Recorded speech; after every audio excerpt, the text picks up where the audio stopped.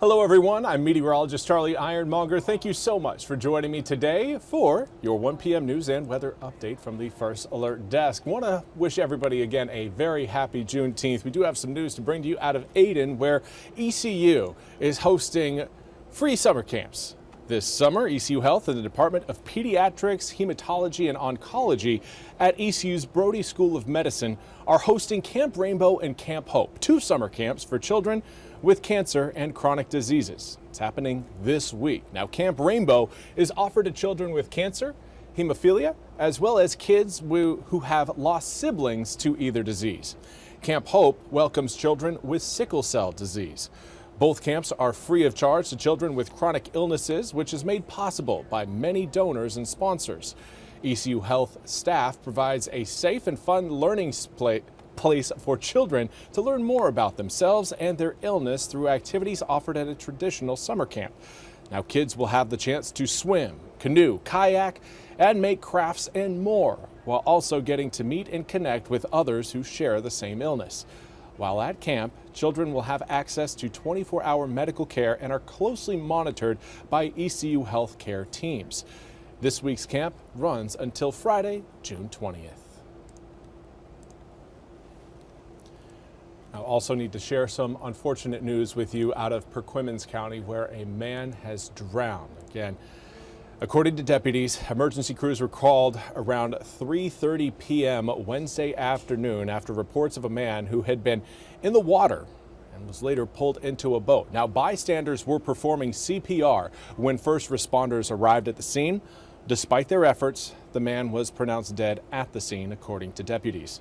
Now, agencies that responded included Perquimans County Sheriff's Office, Perquimans County EMS, Bethel Fire Department, and the North Carolina Wildlife Resources Commission. Deputies say the possible drowning is under investigation. And finally, I want to give you a look at your weather forecast. Today has been a sunny day thus far, and while we are seeing a little bit more cloud cover gradually starting to flow over eastern North Carolina skies, it's not doing much to keep the temperatures down. Right now, we've got 90 degrees along the News River in New Bern, a southwesterly wind at 11 miles an hour, keeping that humidity high. Right now, feels like 99 in New Bern. It will get a little bit warmer. We've got another 2 hours of heating left to go, so add on a maybe 1, 2, 3 degrees on top of what you're seeing for inland areas. Those of you watching along the Outer Banks and closer to the coast, I would say your air temperatures are pretty much set in stone for now. Going to end up cooling a little bit later on today, but here's what it feels like across eastern North Carolina when you step outside and you factor in the humidity.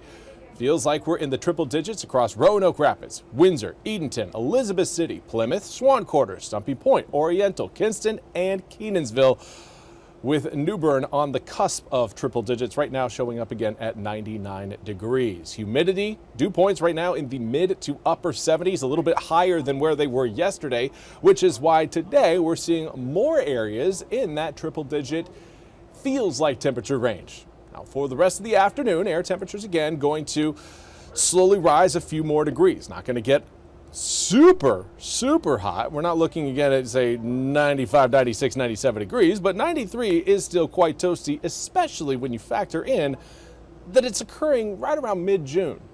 Astronomical summer hasn't really started quite just yet, so the fact that we are again faced with heat that would be more appropriate in July and August does certainly point us towards a hotter summer this year, at least at this point.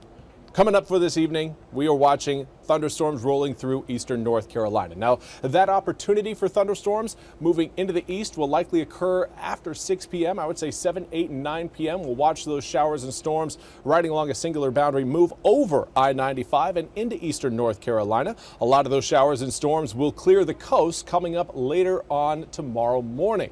We're talking around 2, 3, 4 a.m. Most of us will likely be asleep, but for those of you along the coast who like to rise early, or maybe like to rise when we've got overnight thunderstorms, again, early on in the morning. By 9 o'clock, again, there is that frontal boundary moving towards eastern North Carolina. It will be followed up by an area of high pressure, but that center of that high is going to be set up well off to the west. It's just going to be a very broad high, and because its center is going to be over the Mississippi River Valley by the time we get to Friday, it's probably not going to be able to suppress any of the sea breeze showers and storms we could see Friday afternoon to Friday evening. Similar story will again be present on Saturday. That high just not quite close enough to suppress the rain chances in the afternoon.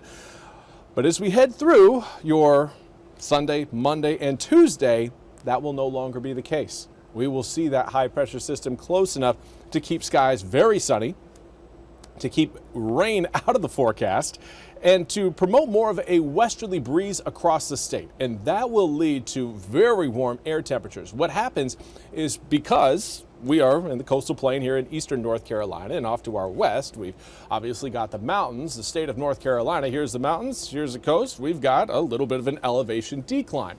As air falls in elevation, it heats up. Just like if you were to take a parcel of air, take it up to the top of Mount Everest, it's going to get very cold. The same thing happens when you go the other direction. So when you've got steady winds blowing across the entire state, we know that those winds are decreasing in elevation, thereby heating up and creating a heat wave that will keep us under very warm temperatures through at least the start of next week. Even the tail end of next week still looking quite toasty. 94 degrees Wednesday, 93 Thursday, 92 by Friday. But later on in the week, that high pressure system will pull away from the area, allowing a better opportunity for showers and storms to return to the east, and that will help cool things down through the afternoons and evenings. Well, that's all we have time for today's 1 p.m. news and weather update from the First Alert Desk. I want to thank you all so much for joining me. We'll be back with more news and weather coming up at the top of the hour. Until then, I hope you all have a wonderful Juneteenth.